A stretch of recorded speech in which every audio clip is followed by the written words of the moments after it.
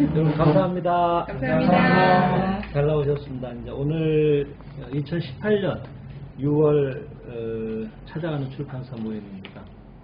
2017년 7월에 저희가 시작했으니까 12개월째입니다. 이 달이. 5월에 했어요? 7월이 아니고? 5월에. 아, 5월이구나. 벌써 1년 지났군요. 하여튼 이제 더워지고 있는 때인데 또 이렇게 참가해 주셔서 감사드리고 멀리서까지도 와주신 분들도 계시고 또 처음 오신 분도 계시고 더 반갑고 고마운 자리입니다. 오늘은 예고 드린 대로 유심소연이라고들 다 알고 계시고 또 우리가 배우는 이 생민실사에서도 곳곳에서 다 우리들이 마음으로 만드는 거다. 일어나온 일은 우리들 마음의 결과다라고 얘기를 하고 계시는데 그것도 다 알겠지만은 그 마음이라고 하는 게 또 시간이 지나면 또 잊혀져 버리는 면도 있어서 지금 일어나온 일이 너무 가혹할 때는 정말 내가 그 정도로 뭔가 안에 있었는가 하는 생각이 들 때도 있고 그죠? 그래서 생각을 바꿔야지 하고 생각은 하지만은 그때만큼 절실했던 그 기분이 잘 안 느껴지니까 참여하기도 어려운 면도 있고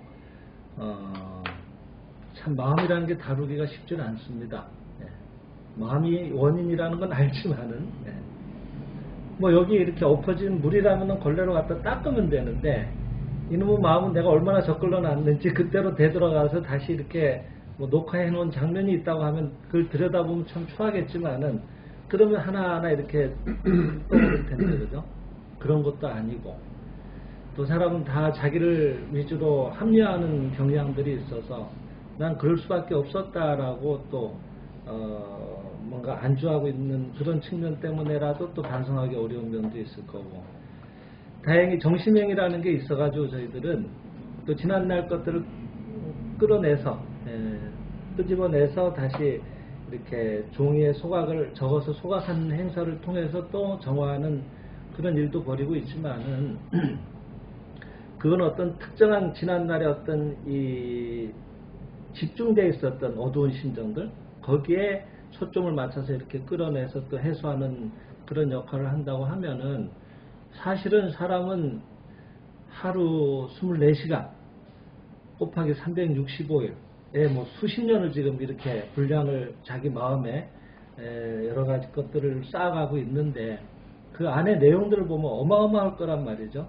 1분 1초도 가만 안 있으니까 그렇게 보면은 어떤 지난날에 이렇게 집중돼서 얻어왔던 것들을 끌어내는 것도 필요하지만 사실은 평상시의 마음을 어떻게 늘 닦고 관리할 것이냐 하는 것도 굉장히 중요한 부분이라고 생각이 됩니다. 그래서 예고 드린 대로 일상의 이런 마음을 어떻게 우리가 닦아 나갈 것이냐 하는 부분을 오늘 생민실상 1권을 통해서 같이 살펴보겠습니다. 안 갖고 오신 분들은 제가 읽어 드릴 테니까 잘 들으셨다가 또 가서 한번 찾아보시고요. 갖고 오신 분들은 29페이지를 한번 펼쳐보시겠습니까? 29페이지의 밑에서 6째 줄 여러분은 이렇게 시작되는데 밑에서 6째 줄 제가 읽어드려 볼게요. 여러분은 매일 아침 칫솔로 이를 닦으실 것입니다. 그죠? 그렇다면 이보다도 더 소중한 마음이 있다는 것을 자각하지 않으면 안 됩니다. 매일 아침 이를 닦으면서 이렇게 중요한 마음을 닦지 않는 것은 불합리합니다. 그러면 마음은 무엇으로 닦아야 할까요? 책에 나와 있습니다만은 책에 없는 분들 한번 생각해 보세요. 마음은 무엇으로 닦아야 할까요? 이는 칫솔로 닦으면 되는데 마음은 뭐라고요? 말씀에 의해서입니다 라고 되어 있습니다. 말씀으로 닦는 겁니다. 우리가 다 아는 얘기였지만은 이렇게 다니엘스 마사루 선생님이 짚어서 얘기를 해주실 때 대단히 참고가 되고 아 맞다 하는 생각이 드실 겁니다. 그죠? 말씀으로 닦는 거예요. 마음은. 뒤에 한번 더 읽어보겠습니다. 혹시 아침에 일어나서 한마디 말로 바보 자식이라고 가족을 질타한다면 그날은 하루 종일 불유쾌해진다는 것을 자각하지 않으면 안 됩니다. 그것은 말이 나빴기 때문입니다. 자주 얘기 드리지만은 그 운전을 하는 직업을 가지신 분들의 배우자들은 아침에 그 대략 남자분들이 그 일을 많이 하시니까 가령 뭐 예를 들어서 택시 일을 하신다고 하죠. 그럼 첫 이제 출근을 할 때는 아침에는 가능한 한 큰 소리를 안 내려고 노력을 하시는 거예요. 상쾌하게 나가실 수 있도록. 그리고 꼭 그런 일이 아니더라도 아침부터 누가 큰 소리 내는 거 다 원치 않잖아요. 하루의 시작인데. 그건 다 공감하는 부분이죠. 말이 벌써 이렇게 깨지는 마음, 부딪히는 이런 말들은 뒤에도 나오지만 부딪히는 일들을 우리가 불러들인다라고 하는 것들을 직감하고 있기 때문에 가능한 한 다 협조해서 원만하게 넘어가려고 노력하는 거예요. 하루 종일 불쾌해지는 것은 말이 나빴기 때문이다라고 여기서도 그래서 얘기하시는데, 그러니까 우리들이 자기의 인생을 행복하게 하고, 다 여러분 행복해지시기 원하시죠? 가정을 밝게 하고 환경을 좋게 하고 운명을 개선하려고 생각한다면 다 우리들이 희망하는 바잖아요. 그렇다면은 매일 적어도 2, 3회는 그것을 위해 만들어진 좋고 밝은 말씀을 사용하여 마음이 맑아지도록 닦지 않으면 안 되는 거죠.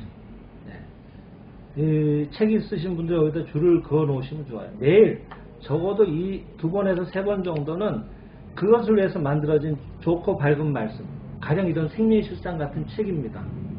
진리의 서적이면 제일 좋죠.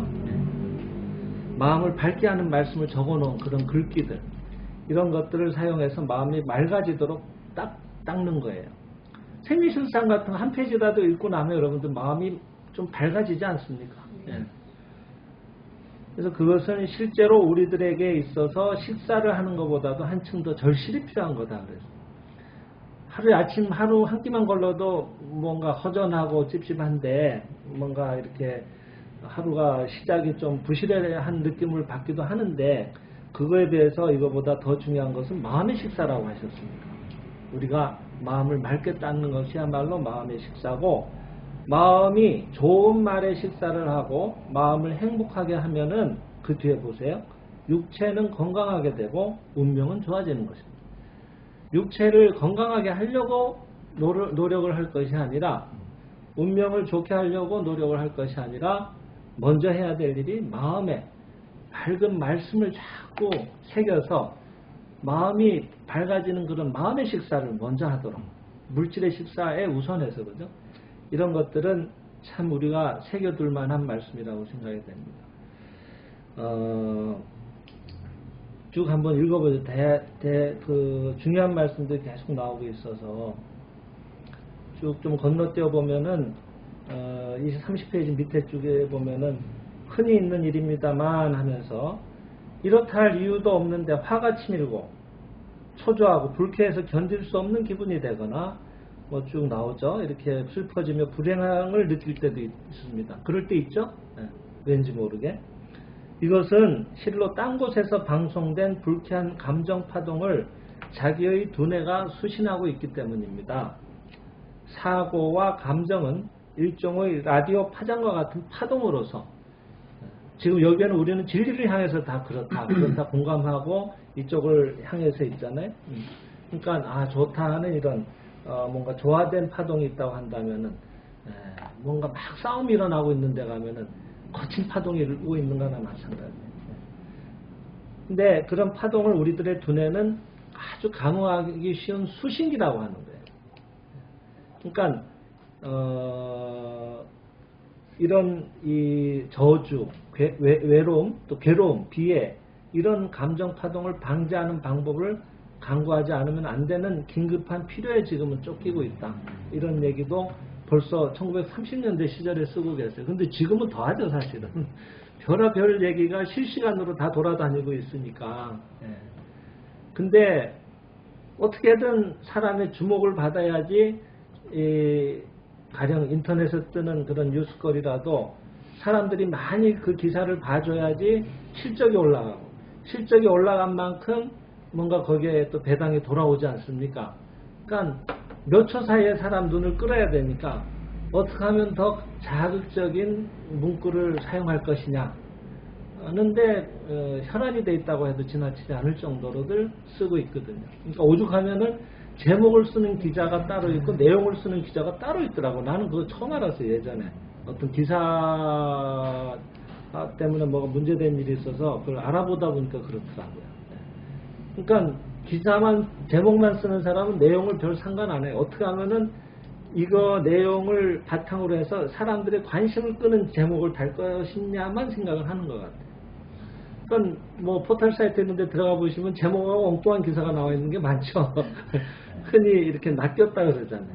사람들의 시선을 끌기 위해서. 근데 대부분 이 뭔가 좋지 않은데 자극적인 거, 선정적인 거 이런 기사들이 판을 치고 있지 않습니까? 근데 그런데 그렇다고 동조하는 그러면서 뭐 어떤 출처가 명확치 않은 얘기들이 또 막 돌아다니기 시작하죠. 그런 파동들이 난무하게 될 때 우리는 그런데 감을 또 받게 되거든요. 그러니까 이렇게 살기가 어렵다, 이렇게 매정한 세상이다, 이렇게 무서운 세상이다, 이런 분위기가 막 가만히 있어도 우리는 전염받게 되는 거예요. 그러니까 인위적으로 우리는 그런 거에 뭔가 대항하기 위해서라도 밝은 마음을 정화하는 그런 글들을 자주 접하고 자기 마음을 멍하게 해서 그런 데 수신이 되지 않도록 인위적으로 밝은 분위기를 더 발산하도록 강구할 필요도 있다고 얘기를 하고 계십니다. 여기에 많은 부유한 가정이 불행하거나 병자가 끊이지 않는 것은 무엇 때문일까요? 이런 얘기도 제기하고 계십니다. 그것은 가난한 사람들에게서 발산되는 저주의 감정 파동하에 파동의 지배하에 있기 때문입니다. 지금은 뭐 그렇지는 않지만 지금 또 요즘 뭐 문제가 되고 있는 게 다 그러신 건 아니겠지만 흔히 말하는 갑질이라고 하는 것들이 또 회자가 되고 있어요. 네. 뭐 그런 거 보면은 이 가지지 못한 사람들은 저렇다 저렇다 하면서 또 그들을 향한 어떤 이런 여기서 말씀하고 계신 저주가 담긴 그런 심정을 발산하지 않겠습니까? 그런 것들을 영향을 받으니까 그리고 뭔가 상대적인 약자들은 자기가 여러 가지로 지금 뭔가 최악의 상황이니까 괜히 지나가는 웃는 사람만 봐도 화가 나는 경우도 있대잖아요.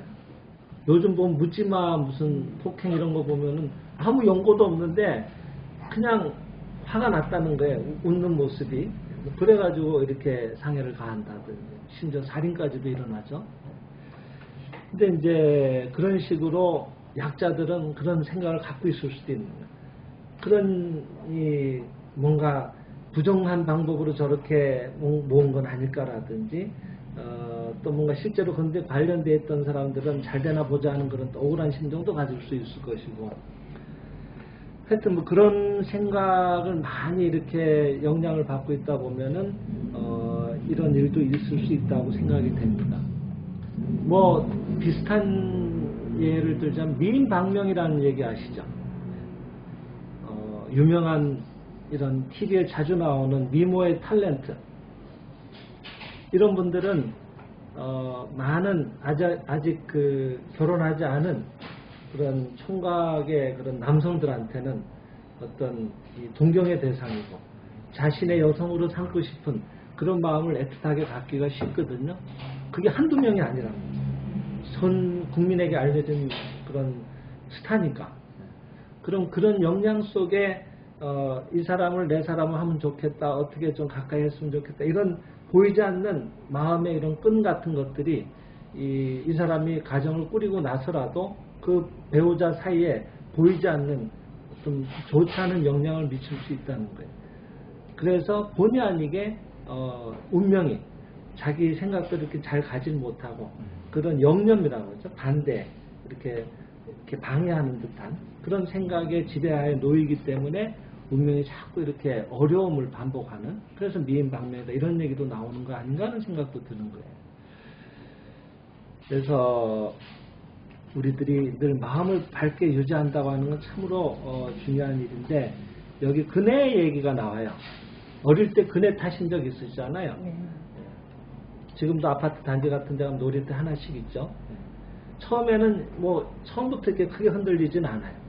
발을 디뎌가지고 이렇게 자꾸 몸을 체중을 실어주게 되면은 점점 멀리 왔다 갔다 하게 되는, 나중에 조금만 힘을 가해도 크게 왔다 갔다 하게 되잖아요. 그 원리를 이용해야 된다라고 얘기하고 계십니다. 저주나 이런 증오의 감정파 등이 우리들의 두뇌에 감응해서 불쾌해졌을 때는 즉시 이런 좋은 사상의 책들을 꺼내서 먼저 이 그네를 멈추는 역할을 하듯이 마음을 밝은 쪽으로 향하게 하고, 그러면서 또 밝은 생각의 그네를 움직이게 하듯이 그쪽을 이렇게 힘을 실어준단 말이에요. 매일 이와 같은 일을 되풀이해서 계속하면은 매일 아침 사랑과 평화와 행복이 마음에 가득 차게 될 것입니다. 이것은 행복을 구하는 사람이 매일 반복하지 않으면 안 될 필수적인 일입니다. 그리고 또 한 가지 중요한 거는 한 번 읽고 그만둬 버리는 것은 모처럼 좋은 방향으로 흔들리기 시작한 그네도 멎어버리듯이 여러분의 운명의 개선도 정지되고 만다고도 얘기를 하십니다. 그러니까 이 힘을 계속 탄력을 받아서 나아갈 수 있도록, 처음에는 막 늘 일상적인 얘기고 그냥 고리타분한 얘기다라고도 받아들여지기도 하고, 자기가 뭐 이렇게 마음의 괴로움이나 특별히 이렇게 마음이 집중이 될 만한 일이, 특별한 일이 없을 때는 평이하게 느껴지다가도 마음이 많이 괴롭고 그것 때문에 고민을 하다가 상대방이 나한테 왜 저럴까 하는 생각을 고민을 하는 중에 이런 책을 보게 되면 이런 원리였구나 하고 내가 생각을 잘못하고 있었구나 하고 또 강하게 와닿을 때가 있거든요. 그래서 그런 걸 갖고 또 계속 그때를 또 시점으로 삼아서 그네를 더 이렇게 탄력을 받게 하듯이 더 지속시켜 나가는 거죠. 정독 8에 나의 환경은 일변했다고 한 독자는 말했는데 그 말에 진리가 내포되어 있습니다. 이런 얘기도 하고 계십니다. 이런 책 한 권이라도 처음으로 완독을 했을 때와 2독째, 3독째, 8독째쯤 되면은 느낌이 또 달라집니다. 그러면은 진짜 이게 처음에는 관념적으로 이렇게 새겨지던 정리되던 진리들이 점점 신념화돼가지고 마음에 새겨지거든요.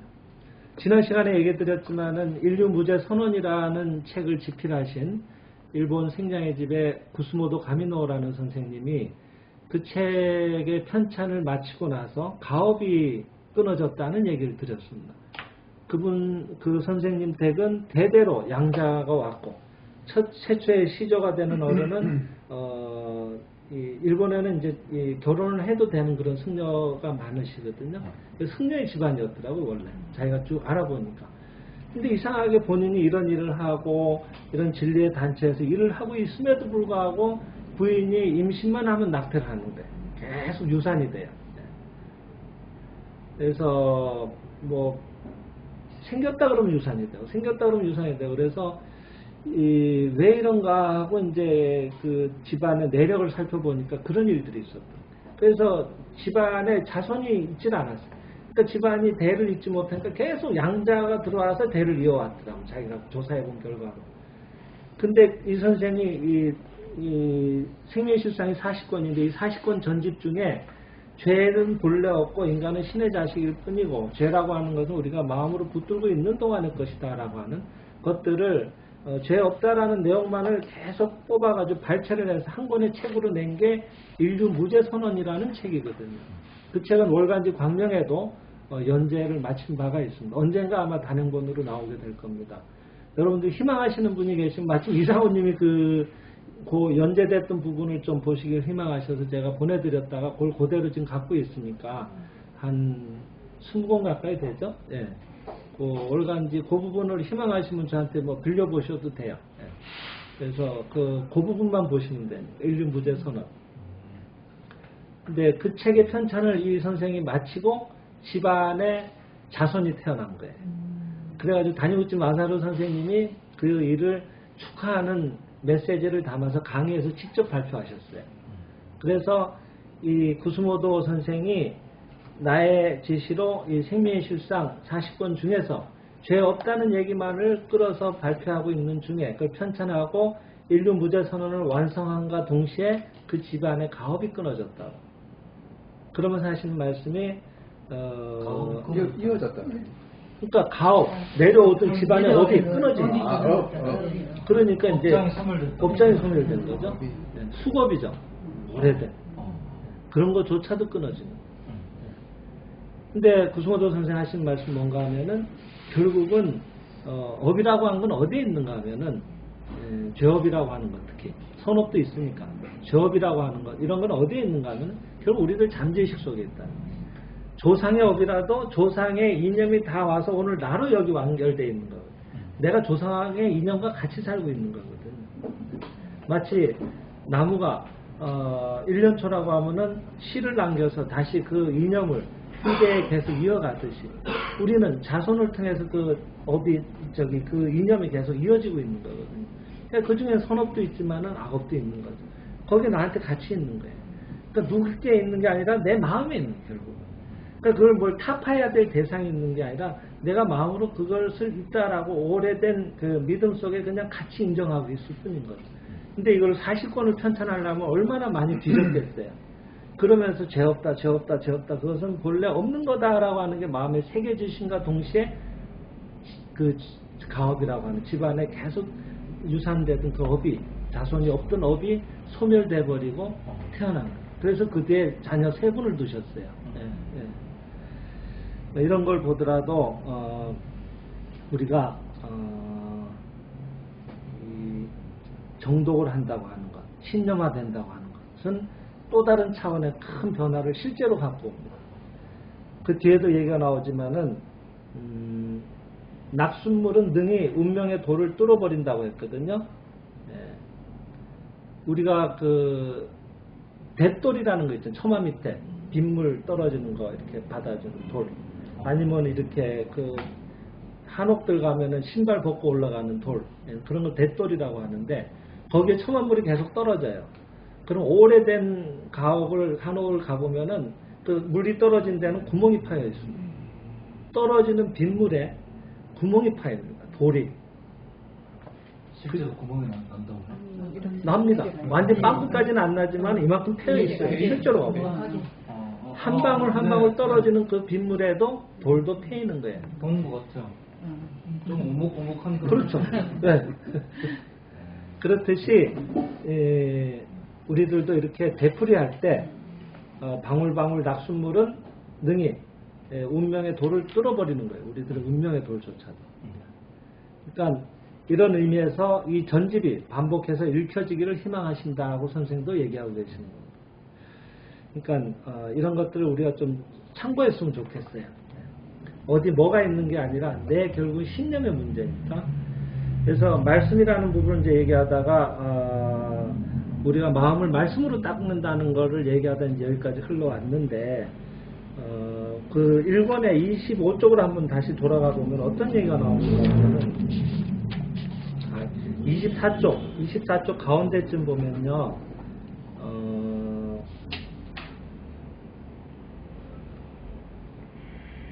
영혼의 23쪽에서부터 시작이 되는데 23쪽 그 밑에서 셋째 줄 영혼의 구원이란 가장 엄숙한 의미에서의 구원으로서 구원된다는 것은 우리들의 영혼이 개성, 갈로 열고 한 사람 한 사람의 특성이라고 했습니다. 그 특성을 가지면서도 신 또는 부처 그 자체인 대자재의 경지, 그럼 뭔가 하면 원하는 것은 거기에 나타나고 좋죠? 예. 그리고 원하지 않는 것은 거기에서 모습을 감춘다고 하는, 얼마나 좋습니까? 지금 당장 좀 어느 정도 이 금액이 있어서 이게 해결이 되면 좋겠어요. 그럼 그게 쑥 나타나요. 그래서 원만히 해결돼. 근데 또 어디 갔더니 병이래요. 이건 없으면 좋겠어요. 그럼 또 쓱 사라져요. 그럼 그게 여의자재한 거 아니겠어요? 그죠? 그런 대자재경에 다다른다고 하는 것인데, 영혼의 구원이라고 하는 것은, 그죠? 실제로는.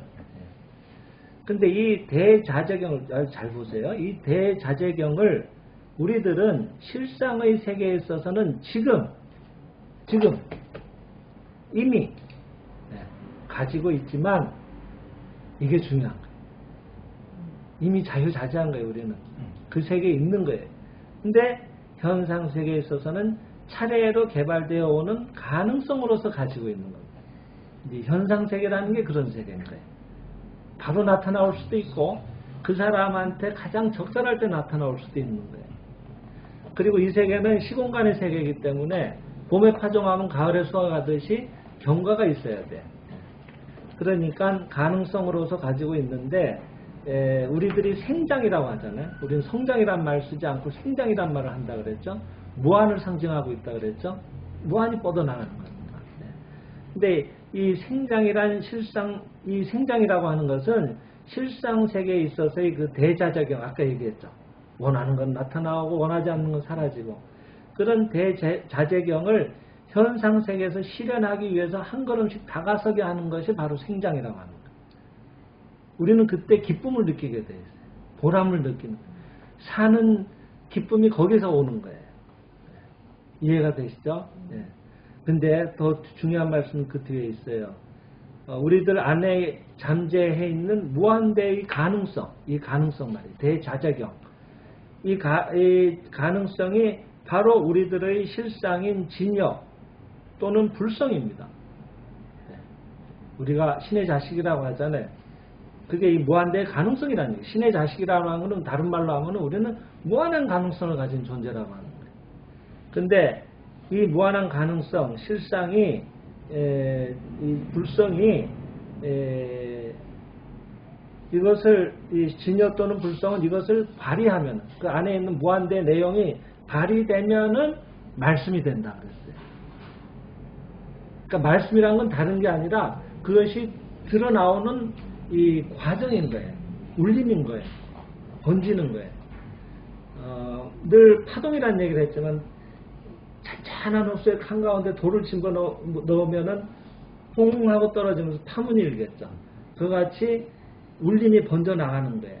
우리들 안에 있는 무궁무진한 내용이 실상이 신의 자식으로서의 무한대의 가능성이 요동쳐 나가는 게 말씀인 거예요. 진정한 말씀이라고 하는 거예요. 그 부분이 이해가 되세요? 그것을 표현해내는 게 말씀인 거예요. 근데 그게 바른 말씀도 있고 바르지 못한 말씀도 있는 거예요. 근데 이제 오늘은 그 얘기를 하려고 하는 거예요. 바르게 거기에 맞춰서 그걸 하게 되면 그것은 반드시 드러나오게 됩니다.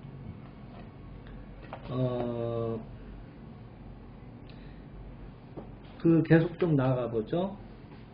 이 진여 또는 불성은 발휘되면 말씀이 된다 그랬고, 또 명호, 이름을 부르는 거죠. 또 염력이 돼서 놀랄만한 창조력을 발휘하는 것입니다. 그래서 일본의 뭐 얼령학이라든지 이런 얘기부터 쭉 나옵니다. 기독교 요한복음 1장에 만물 모든 말씀으로 창조되다라는 얘기도 인용하고 계시고, 또 이거는 그 진원종이라고 해서 신라 때도 있었던 거로 나오던데, 대부분의 일본의 홍법대사가 교조로 유명한 진원종이 있습니다. 근데 그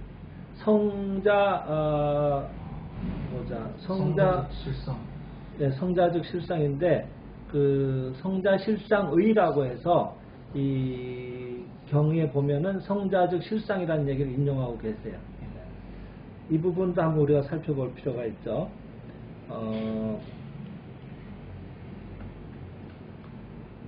그 성자즉 실상에 대한 얘기는 어디에 또 추가로 나오는가 하면은,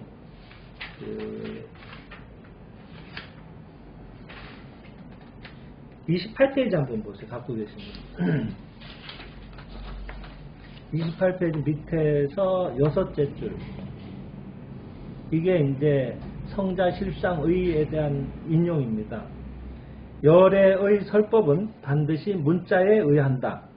내외, 안내자 바꿔됐자, 내외의 바람기가 약간이라도 일어나면 반드시 울려 퍼지는 것을 이름하여 소리라고 하느니라.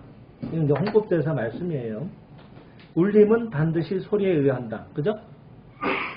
울림은 소리에 의하잖아. 여러분들 내 말씀을 들을 수 있는 것은 거기에 울림이 파동이 가니까, 그죠? 근데 그거는 소리를 통해서 가잖아. 내 안에 뭐가 있어요, 지금. 근데 그것이 소리를 통해서 이렇게 표현돼 나오는 것을 말씀하시는 거예요. 소리는 울림의 근본이니라. 소리를 발하여 헛되지 않고 반드시 사물의 이름을 나타내는 것을 일컬어 글자라고 하느니라. 이름은 반드시 체를 부른다. 몸체자. 이름 지은 바대로 되는 거예요. 이름을 짓잖아요. 못난 놈 그러면 못난 놈이 돼요. 아, 너는 천재다. 너는 얼마나 훌륭해지려고 그러냐고 그러면 걔가 진짜 실제로 나중에 훌륭한 아이로 자꾸 나아갑니다. 이쪽에서 이름을 그렇게 짓잖아요. 그렇게 되는 거예요. 저는 이 일을 처음 시작할 때 1988년 6월 30일 날 군에서 전역을 해서 7월 1일부터 근무를 시작했는데 오니까 며칠 안 돼서 아버님이 사령장이라고 해서 직원도 하나도 없는 회사에다가 이만한 전지를 사갖고 오셔서 매직으로 쓰셔가지고 사령 해가지고 명 삼국교문사 편집장 김정호 이렇게 해놓으셨더라. 그 직원도 하나도 없는데 나 혼자 편집장이니까 이름을 그렇게 지어버리셨어요. 그리고 항상 식사할 때나 뭐 우리는 이제 그 사적인 공적인 공간 구별이 별로 없어요. 그 안에 같이 살았으니까. 그냥 문 열고 들어가면 퇴근이고요. 문 열고 나오면 출근이고 뭐 이런 공간이었잖아요. 옛날 동룡고속 5층에 있을 때는 내실이라고 이렇게 구획 지어놓고 그 퇴근해서 들어오면 이제 편집장 왔나 그러시고 네, 어머니는 아직도 그게 입에 아직 붙지 않으셔서 뭐 정호야 뭐 밥 먹어라 이러면은 어디 편집장 보고 이름을 부르냐고 편집장이라고 그러다고 오히려 고쳐주시고 저 듣는 저도 참 쑥스러웠어요. 뭐 직원도 없고 뭐 혼자인데 뭐 편집장은 무슨 편집장인가 생각이 됐는데 자꾸 편집장이라는 생각이 드는 거예요. 편집장 다워져야 된다. 제일 먼저 한 게 문법책을 사가지고 교정을 봐야 되니까 국어 문법 공부를 한 거예요. 엄청나게 열심히 했습니다. 그때는. 그래서 하도 막 그 국어 문법이 어렵거든요. 특히 맞춤법이 어려워요. 띄어쓰기는 더 어렵고요.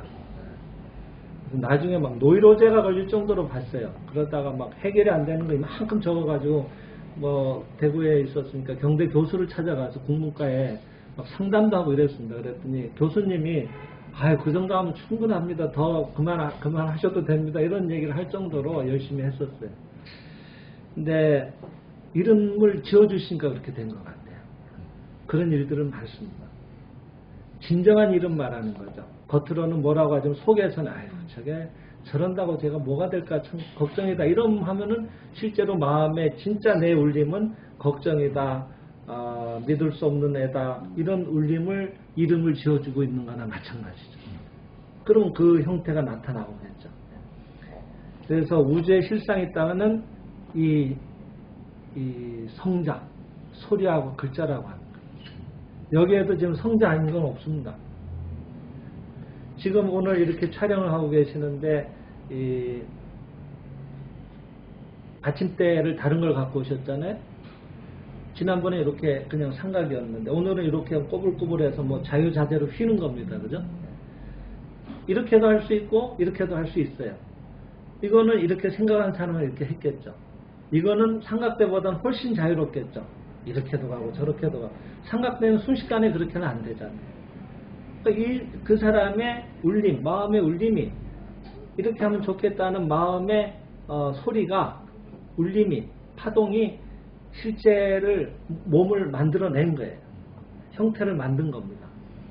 우주의 실상이 있다면 이런 겁니다. 나타나온 건 전부 우리들의 믿음의 바탕이 거기에 울림이 형태로서 나타나와 있고 더 나아간다면은 우주에 있는 것은 사실은 이 25페이지 한번 보세요.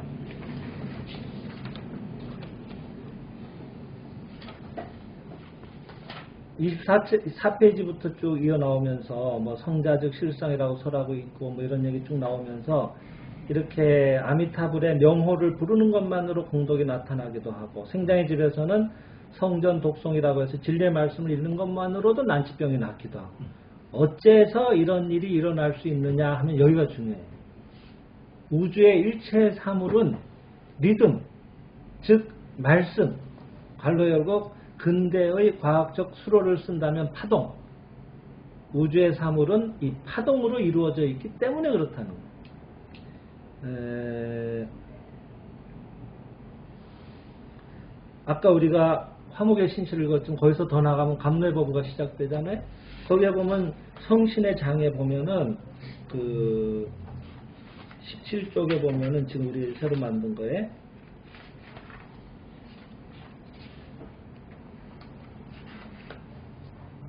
성신께서 일체 만물을 만드실 때 진흙을 쓰신 것 같고 쭉 나오죠. 다만 마음으로서 창조하시로다. 마음은 일체 조물의 주. 마음은 우주의 충만한 실질. 그죠? 우주에 있다 그러면 이 실질은 마음뿐인 것이다. 이 전능하신 성신, 완전하신 성신의 마음이 움직여서 마음이 움직이면 뭐가 돼? 말씀이 되는 것이죠. 그러니까 모든 게 신의 이념인데 이념이 이렇게 되면 좋겠다고 울려 퍼져 나온 거예요. 그게 말씀인 거예요.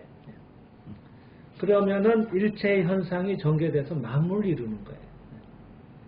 그러니까 만물은 곧 성신의 마음이고 만물은 성신의 말씀인 거예요. 모든 것은 곧 영이고 영 아닌 건 하나도 없는 거예요. 우리의 이 신의 뜻에 부합하는 그 신께서 주신 신의 자식다운 무한한 가능성으로서의 이미 실상세계에 이루어진 그런 여의자재한 모습을 우리가 그것을 실제로 순진하게 믿고 울려 퍼지게만 하면은 그것이 실현되려고 우주에는 가득 차 있는 거예요. 그럼 전쟁도 있고 질병도 있고 무슨 농장에는 무슨 이런 전염병이 돌아와서 해마다 수천 수만 마리의 동물들을 폐사시키지 않으면 안 되는 그런 일들도 현실 아니냐, 있지 않느냐. 그건 왜 그러느냐. 그것도 우리가 그렇게 생각해서 그런 거 아니냐. 맞죠. 근데 그것은 있는 것처럼 보이지만 또 꿈이라고 했거든요. 이런 점이 이제 어려운 거예요. 우리가 이런 데서 막 구분이 안 되는 거예요. 이것도 있는 것 같고 저것도 있는 것 같고 이렇거든요. 적어도 우리가 이건 생명의 실상 철학에 접했다면은 그런 부분을 항상 찾고 구분해서 명확히 할 필요가 있다고 저는 생각을 합니다. 그건 있는 것처럼 보이지만 사실은 악몽이라고 하셨거든요. 불교에서도 그렇고 선생님도 그 얘기를 하셨고, 이 32페이지 보세요. 사부경 우리 거에. 경전도 이렇게 해서 이 생명실상이 압축된 게 이 경전인데 이걸 다시 이 생명실상의 풀이서하고 대조해서 보면 또 재미가 있습니다. 네. 그러면 여러분들이 경전을 읽을 때 더 믿음이 생기는 거예요. 네. 깊이가 생기고. 32쪽 참 죄송합니다. 32쪽에 보면은 제 바로 위에 보세요.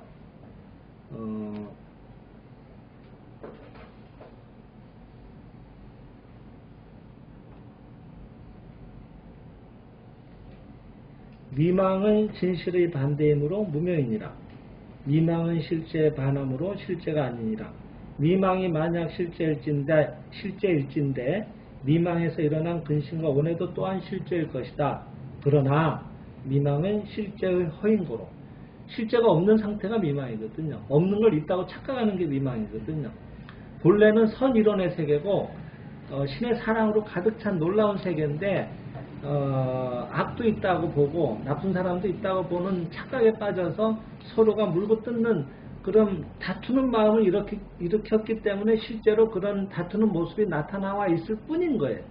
근데 그게 영원히 진실이라면 사라지지 않아야 되는데 우리가 그게 아니었구나 하고 깨닫는 순간에 다툼은 사라지게 돼 있어요. 언제 싸움은 멈춰지는가 하면은 내가 잘못했다라고 서로가 서로를 인정할 때 싸움은 그쳐져요. 내가 옳다는 걸 계속 주장하고 상대의 잘못을 마음으로 붙들고 있는 동안에는 절대로 싸움은 안 끝납니다. 그러니까 이런 이 법적인 서비스를 해서 도움을 받아서 판결을 받아야 되는 일까지도 생겨나는 거예요. 그거는 기혼자들은 잘 아시는 문제. 부부싸움은요, 정말 자기 주장하고 있는 동안엔 영원히 끝이 안 납니다. 근데 내가 잘못했다 하고 진심으로 상대의 기분을 헤아려주고 자기 잘못을 정말 깊이 미안했구나 하는 마음을 갖고 이렇게 순진하게 마음을 드러내놓으면 그 시간부로 조용해지는 거예요. 그건 저도 많이 싸워봐서 잘 알거든요. 그래서 미망이라고 하는 건 실제 허위니까 사실은 있는 것처럼 보이지만 그러니까 나오잖아요. 근심과 온에도 오직 깨어야 할 악몽이요 실제는 아니니라 그랬거든요. 그러니까 없는 건 없는 거예요. 한만 들여다봐도 없는 거는 왜 없는지가 드러나기가 어렵게 돼요. 진실이 드러나면 그거는 뭐 바로 빛 앞에 어둠이 사라듯이 순간에 사라지는 것 뿐이지. 예. 그러니까 어디서 죄가 왔느냐, 인간은 왜 이렇게 나빠졌는가, 이걸 아무리 연구해봐야 인류는 좋아지지 않습니다. 그 과정에 문제, 저 사람은 왜 저렇게 나쁠까, 어떻게 해야 저 사람이 좋아질까, 이런 갖고 해서 문제가 시작돼가지고 거기서 출발해서 그 사람을 개선하려고 노력하고 있는 동안에는 어렵다고 봐요. 영원히 문제는 계속돼요. 근데 그게 아니라 힘들었구나, 너 안에 참 그런 따뜻한 마음이 있었는데 그걸 못 알아줘 봐서 미안하구나, 너 나름으로는 이렇게 해서 뭔가 도움이 되려고 했는데 그게 서툴었던 건데 그걸 못 알아봐줘서 미안했구나 하고 안아주고, 나도 부족했다 하고, 우리 안에 전부 더 좋은 내용이 있으니까 순진하게 그걸 더 끌어내보자, 같이 노력해보자 라고 할 때 해보자는 마음이 그때 나오는 거예요. 그죠? 너 잘못했으니까 이거 앞으로 주의해서 똑바로 해. 그러면 예 알았습니다 하고 그때부터 잘하려고 하면 절대로 그런 마음이 잘 안 생겨요. 웬만해서는. 자기는 얼마나 잘하길래 나한테 저렇게 얘기를 하는가 하는 생각이 더 들고. 그렇지 않습니까 여러분? 그래서 다시 말씀으로 25쪽으로 거기 돌아가 보면은 일체 이런 일들이, 좋은 일들이 이렇게 난치병이 낫기도 하고 이런 일들이 일어나올 수 있는 근거는 우주의 일체 사물은 이런 파동으로 이루어져 있기 때문이다. 말씀으로 이루어져 있다. 그래서 이 생자의 집에서는 이 사념 파동이든 모든 파동을 가리켜서 말씀이라고 하면서 사념과 발성과 표정이 가장 중요하다 그랬습니다. 말씀이 구체화된 게 이 세 가지라고 하는 거예요. 그래서 사념, 우리가 마음의 말이죠. 생각을 하자는 어떤 사람이든. 그 다음에 발성은 실제로 나오는 소리, 표정, 이거는 얼굴로, 몸으로 말하는 말이죠. 그래서 이것을 막 딱 들어맞다고 보기는 어렵지만은 얼마 전 월간제도 소개된 것처럼 뭐라고 하면은 먼저 순진하게 예 하고 그 다음에 빵긋 웃으면서 그냥 바로 순진하게 상대가 얘기한 대로 그냥 내 생각을 담지 않고 그걸 그대로 옮겨드리는 거예요. 그런 것들이 무심의 생활이 되고 하다 보면은 실제로 자기 안에 있는 진화라고 할까, 신성이라고 할까 하는 것들이 더 빨리 드러나온다는 얘기도 또 월간지에서 소개를 하고 있었습니다.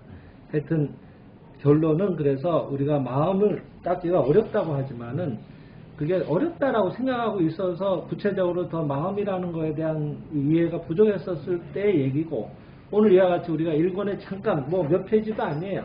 앞부분 잠깐을 살펴봤지만은 마음이라고 하는 건 결국 말씀으로 닦는다라고도 얘기를 하고 계셨고, 말씀이라고 하는 거는 우주의 근본이고 그 마음에 신의 이념이 이미 가득 차 있었고 그것으로 다 이루어져 있는데 그것이 울려 퍼져서 형태를 띈다고 했고, 그렇게 이루어지려고 하는 힘으로 여기는 우주는 가득 차 있고 사실은 영적인 거죠. 그죠? 파동으로 다 돼 있는데 그것을 우리가 드러나오게 하는, 거기에 부합되는 마음의 울림을 내가 순전히 믿고 울려 퍼지게 하는 것이 기묘하다고 하는 거예요. 근데 거기에는 다른 말이 필요한 거죠. 상대를 이렇게 신의 자식으로 보지 않고 잘못됐다라고 비판한다든지 다투는 마음에 말을 일으키면 그것도 하나의 힘이 돼서 또 나타나는데, 그것은 현상에는 두 가지가 있다고 그랬거든요. 하나는 진상, 바로 드러난 거예요. 그게 우리가 말하는 실상세계가 하늘에서 이루어진 것이 땅에서도 이루어진 것 같은 모습인 거예요. 그리고 위상, 우리들이 착각의 마음을 일으켜서 나쁜 놈 하면은 실제로 나를 괴롭히는 상대가 실제로 앞에 나타나오는 것 같은 모습으로 나타나와 있을 때 모습을 가리켜서 그것을 위상이라고 하는 거예요. 그러니까 이것도 진실이고 이것도 진실이라 우리가 똑같이 실제하는 거라고 착각을 하기 때문에 혼돈을 일으키게 되는 거예요. 위상이라고 하는 건 있는 것처럼 보이지만 실제하는 건 아니고요. 그러니까 우리는 항상 신이 주신 본래 그 성품에 맞는 바른 생각을 일으켜서 그것을 표현해내는 그것을 이렇게 이루어내는 기쁨을 나날이 느끼면서 생명의 어떤 이 뭔가 이 보람, 자기가 뻗어나는 느낌, 성취한 느낌 속에서 나날이 발전을 하는 게 그 생장이라고도 얘기를 하셨습니다. 얼마든지 우리는 자기 믿음 정도의 만큼 성취할 수 있는 내용들이 엄청나게 좀 베풀어져요. 많이 베푼 사람은 그 믿음이 컸던 거예요. 자기 기분에 그게 충분히 가능해 보였거든. 점점 그쪽으로 매진하는 거예요. 된다라고. 안 된다라고 해도 남들이 다 안 된다고 해도 자기는 될 것 같거든. 그래서 그걸 자꾸 그 적극적인 힘을 긍정적으로 사용했던 거예요. 진언을. 다른 쪽의 말로. 자기 안에 있는 무한한 가능성을 자기는 믿었던 거죠. 그것을 못 나타내는 사람은 나는 안 된다라고 스스로 제 안에서 요만큼밖에 안 쓰는 거죠. 안 쓰는 정도가 아니라 나는 틀렸다라고 오히려 더 잘못된 믿음을 불어넣어서 위상이긴 하지만은 현상으로서 실제로 병불행의 모습을 스스로 나타내고 있는 경우도 있죠. 어디까지나 중요한 것은 우리들의 울림에 따라서 어떤 형태로든 나오게 되는데 어떤 형태로 나와 있어도 그것이 진상이 아닌다면 아무런 힘이 없다는 것. 있는 것처럼 보이지만은 그것은 그런 잘못된 믿음의 그런 반영으로 일시적으로 나타나와 있는 미망된 모습이다. 하지만 빛이 없을 뿐이고 거기에 어떤 상태가 있더라도 진실이 들어가고 진실된 울림이 거기에 번져나가면 반드시 최상의 상태가 드러나온다. 그러니까 분명히 여기 뭐가 있었고 여기 있고 뭐가 있었는데 정말로 감사한 마음이 돼서 내가 신의 자식이었구나, 병불행 본래 없었구나 하는 자각이 막 안에서 용솟음 쳐가지고 환희심이 막 이렇게 솟구치면은 그날 다음날 가보면 없는 거예요. 그 의사는 이상한 거죠. 이게 분명히 있었는데 없어질 리가 없거든. 얘가 뭐 화면상으로도 있었던 게 순식간에 이렇게 사라질 수도 없거든. 그런 일들도 가능해지는 겁니다. 그러니까 문제는 얼마만큼 우리가 이런 믿음을 가지고 그런 신의 자식다운 신이 주신 그런 놀라운 가능성을 마구마구 믿음을 실어서 실질적인 울림을 번져나가게 할 거냐, 그래서 구체화할 것이냐 하는 것의 문제라고 저는 생각이 듭니다. 그런 면에서 오늘 좀 뭘 어떻게 해야 될지 하는 게 좀 더 선명해지지 않았겠나 생각이 들어요. 그래서 모쪼록 오늘 또 이런 일권의 앞부분입니다만 사실은 이 내용은 지금 실상에서 제가 담당하고 있는 토요 강화의 내용을 좀 이렇게 다시 한번 요약을 해봤습니다. 근데 회원님들하고도 얘기를 나눠봐도 다들 또 새롭게 받아들이시고 공감들을 많이 하셔서 한번 또 이렇게 서울에서도 짚어보면 좋지 않겠나 생각해서 요약을 해드렸습니다.